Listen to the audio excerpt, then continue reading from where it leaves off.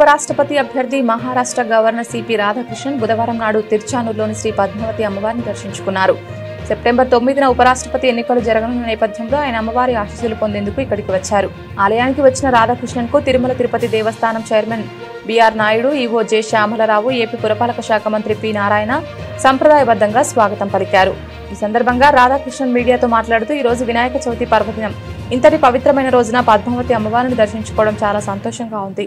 ప్రజలందరూ ఆయురారోగ్యాలతో సుఖ సంతోషాలతో ఉండాలని అమ్మవారిని ప్రార్థించాలని తెలిపారు.